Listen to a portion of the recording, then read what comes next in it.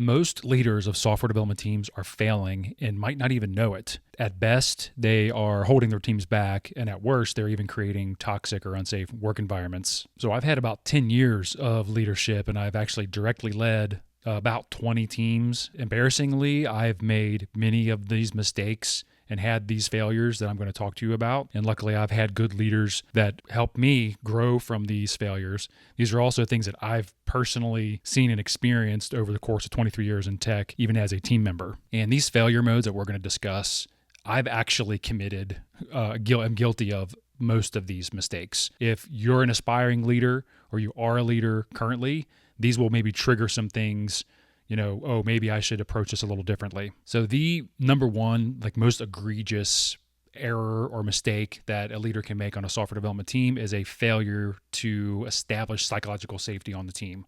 And I know it may sound soft or whatever, but really this is the foundation that has to be laid for any successful team. Leaders will allow toxic behaviors on the team. They'll allow one person to kind of speak on behalf of the whole team, one a very opinionated person. They themselves may have a controlling or domineering personality. There's so many things that can actually detract from psych safety. It's actually fairly fragile. Without that, really nothing else really matters almost. So that's the number one thing. And so with the rest of these failures, I'm assuming we're talking about a human being who isn't just completely incompetent, isn't a toxic person in general, because obviously those two things, if a person is really incapable of, contributing to safety, psych safety on a team, then they need to go work on that themselves, obviously. So I'm assuming that these are well-intentioned people who are trying to do a good job, the best they can, but are still making these very common mistakes. The next, I'll say mistake, but it's almost a lack, and it's going to sound really obvious, but it's really just being clueless about software development. And I don't think that means you have to have been a developer. In fact, I'm currently working with 3 managers, one who was a product manager previously, 2 others who were QA managers, and they're really good. They're really good managers, good leaders. They take care of their teams, and they have engineers on their team that report to them, and they can still do it, but they get software development. They've been there with the teams before as a team member. They understand the challenge of dealing with all of the change that's coming at a team, all of the challenges with accumulating technical debt and how a team can fight against that. Just all of the stuff that's wrapped up into software development. If you haven't done it in some capacity, you really just don't understand. And so my challenge to people who, for example, I saw this a lot when the Scrum Master role was really kind of popular and there were junior Scrum Masters, and this never made any sense to me whatsoever. A person who is a leader on a team as someone who's never actually experienced software development before, it still makes no sense. Leading a team is more than just facilitation and doing project planning. Not having that background in software development, you most likely aren't going to have the right mental model. That's where a lot of this optimizing for production processes and stuff comes in from people who have purely project management backgrounds. They see the world of software development differently than the people who are doing the work. In my experience, the best leaders have the battle scars as well from being a team member, from rolling up their sleeves and working, doing the late night releases, the critical hot fix, bug fixes. They've been there with the team. They've been there and done that before. The next mistake, I think, is going to be very relatable and could be triggering for some of us out there. And tell me if you can relate to this. An example I have is I was on a team at a Fortune 10 company that I worked at. They had a metric called sprint disappointment. And what that was how much carryover points, story points, did the team have. So they essentially failed to meet their, quote, commitment number of points. What do you think that does for a team? What it tells the team is that success for you is, did you ship as many widgets as you said you were going to ship? Essentially, this mistake is building the feature factory, or if you're in a feature factory, continuing to sort of enhance and make the factory better. When as a tech leader, you should be trying to tear down the feature factory. But this is really probably the most common failure mode I see with leaders. And I almost don't blame a lot of the leaders. A lot of leaders are plugging into an existing system. We all are. So we kind of have to play within the constraints that we're given, and that our boss and their boss is telling us, like, this is the process, this is how we do things here. With that in mind, though, as a leader, your job partially really is to stand up against the status quo if that's what it takes to make your team as effective as they can be. Your job is to have a productive software development team. And if the organization is in the way of that, then it is also your job to go out there and try to make it better. Not go on some crusade and think you're going to change the world, but you know, chipping away at the system. That's part of the job. So this next one's a little more subtle, and I refer to it as anxiety-driven development. As a person who has borderline anxiety disorder in some ways, I can relate to this one. But maybe you've seen this manifest on teams with way over padding estimation or just like way over planning, you know, super detailed acceptance criteria and stories and pixel perfect mocks and like all of the design and all the flows that are done up front. It's kind of a failure to acknowledge and accept the uncertain nature of software development, where there's things that we just will never know. They are unknowable until you start doing the work. This is very hard to accept for an anxious person. And the result of this usually is just way overspending on all of the pre-work. I think that you see that in a lot of organizations where it's even just baked into the process, where they try to weed out, answer all the questions up front versus just answering enough of the questions, deferring questions, and just getting started on the work and trusting your team to uncover the big issues, trusting your team to be able to address those issues. You as the leader being the connector, making sure that you're surfacing the issues as they arise, making sure that the team, are talking with other teams and they have the resources that they need. So I think that's pretty common. This next failure mode may be a little bit difficult for me to explain, so I'll try to use examples, but I think it's a really important one to talk about. So as a frontline manager, your organization expects you to know things about what's going on. And so constantly you're asked for status. How is the team doing on this project? How are we doing on this release? So it's easy as a leader to fall into this mode where all you do is just know stuff. You kind of make it your job to be the human Google search or status page or encyclopedia for everything that's going on the team. Maybe when you have one small team that this is doable, and if you're like a player coach on the team, you're actually working. Currently, I have 3 teams. For me to know at any point in time exactly what's going on for every project that's going through the teams and every person, that would be my entire job, would just be getting status updates from the team constantly. And this is what a lot of managers do. And honestly, this is what's expected of me in my current job. I have to avoid falling into that trap where all I do is just go and gather information just so I can then regurgitate that information back up the chain. To me, that's not really adding any value. What I want to do in that situation is I want to set up systems and tools that allow anybody to kind of know. So let's just be transparent about our status, or if somebody wants an update, you can go to the team and ask. Now, obviously, I would rather them come through me to avoid distractions, but go to the source. I don't need to be the spokesperson for the team. If I'm doing my job and I'm setting up a self-organizing, mature, high-performing team, you can just go ask people on the team. They'll know what's going on better than I will because they're actually in there doing the work. So this failure mode, I really should have put right at the beginning as well. It's not actually being interested in leadership. If you don't find yourself kind of naturally wanting to read about leadership books, wanting to read about engineering management, kind of gravitating towards having an interest in that, or the psychology of teams, the psychological safety stuff I was talking about. If you don't kind of geek out about that, then maybe you don't move into leadership. You stay on, a contributor path, and you continue to, if you're an engineer, maybe you continue to pursue that staff level engineering, or, you're fine being a senior level or whatever. But you really, just like anything else, and it's the same thing with coding. If you don't love it, you're only ever going to be doing it for a paycheck, and you will burn out eventually.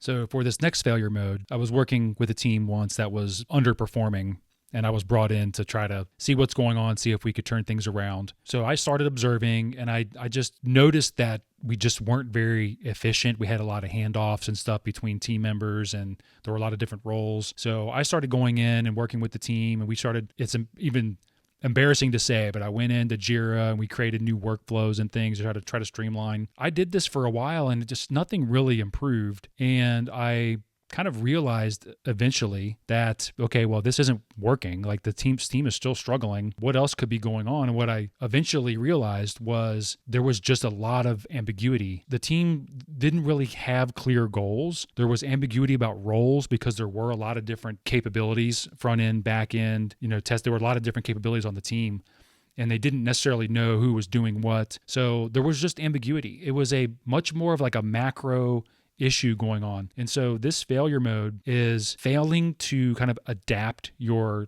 leadership style and levels that you're looking at to provide leadership. And in that case, so I went right into like inside the team, started trying to turn dials when really I needed to take a step back and look at the meta picture. Sometimes I've heard of this phrase, work on the team, not in the team. I think it's be adaptive, really. It's not just one or the other. It's sometimes you do need to work in the team because there could be interpersonal issues going on, or there could be something very systemic in the tooling that needs to be resolved. But oftentimes it's a macro thing. It's something that's not even in the team's control, and they might not even be able to see it for themselves to point and tell you this is what's going on.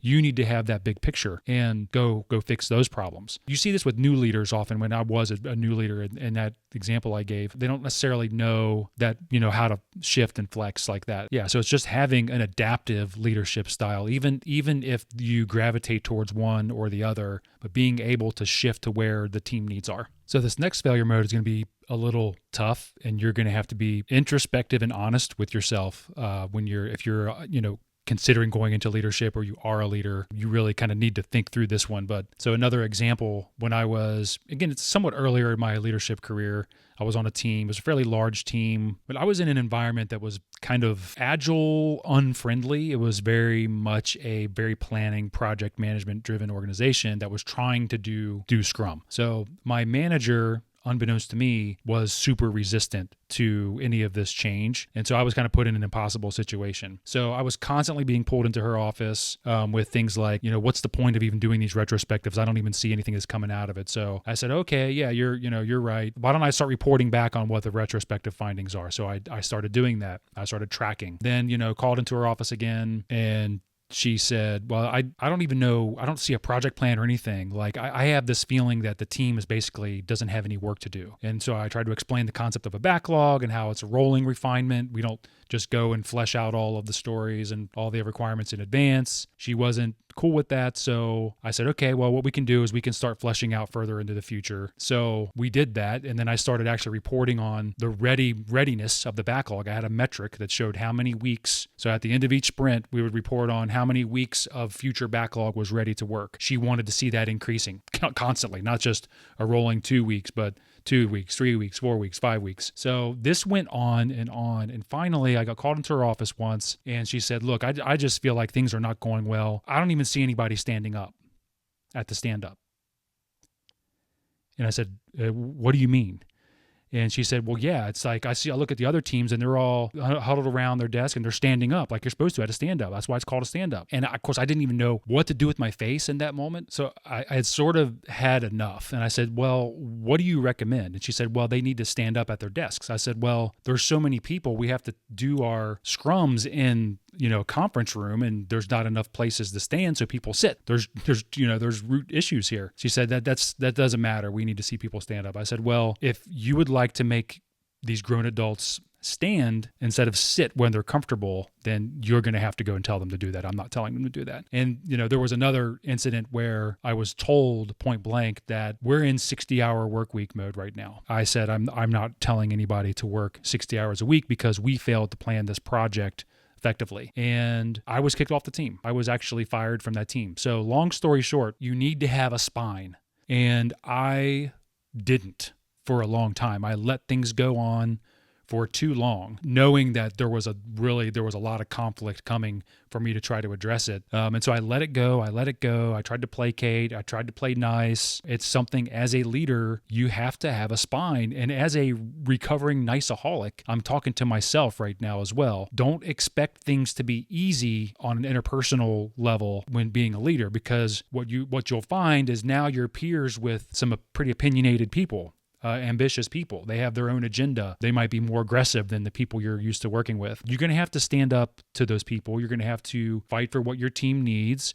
You're going to have to be opinionated. You're going to have to learn how to wade into conflict and navigate it. And not just with your peers and external, but within the team as well. This is a super common thing, something that I still to this day struggle with, because I'm a peacekeeper by nature, but I'm not doing the team any favors if I'm just going through and placating everybody. 2 more left. And the last one I'm saving because it's the most annoying and I don't like talking about it. So for this failure mode, tell me if this is relatable. You sign in the morning, you have 10 emails. So you're expected to go through your emails, respond to those. You're immediately getting pinged on Slack or Teams or whatever, kind of the equivalent of a shoulder tap. Once you kind of answer questions, then there's a production issue that you got to go take a look at. So you take a look at that. Then you have a half hour to kill before your backlog refinement. And it's like, well, what are you going to do? You're going to try to get into something then? I don't know, you go play Elden Ring or something for a while. And then you come back and do backlog refinement, sometimes for an hour, but usually it goes long. So after 90 minutes of pure planning, you're kind of fried. It's close enough to lunch. It's 11:30. You got a half hour to kill, and then you go do lunch. You come back. Now it's 1:30, and you still haven't really touched a keyboard yet or done any real work. So you start to actually get some work done. About half hour into that, your boss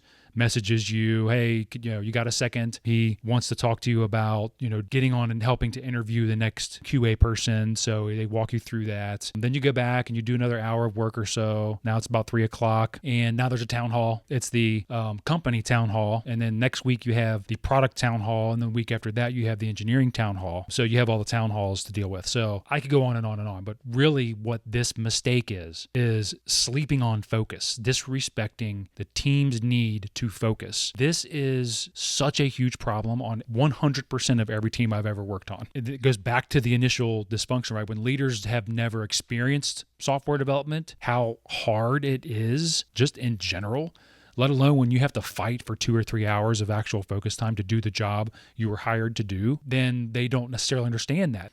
There's deep work that happens. There's a lot of peer-to-peer collaboration that needs to happen. There needs to be a lot of open space in the day for those things to kind of happen, for those water cooler moments to occur, even in a remote environment. So many leaders don't really see this. Really, team members, huge chunk, the majority of their day should be an open calendar block every single day. The meetings that are scattered around, like, you have the Swiss cheese calendar where you have 30 minutes here or an hour there to do work, and you're trying to sneak in your real work in between meetings. Stop doing that to your team. You've got to do better to make sure that they can have focus in their calendars.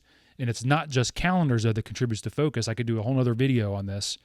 But what I mentioned before about ambiguity, that also leads to a lack of focus because they don't really know what's going on. So they can't raise their focus on the vision, on the goal, on this feature that they're working on, because there's too many kind of unknowns for them to even get started.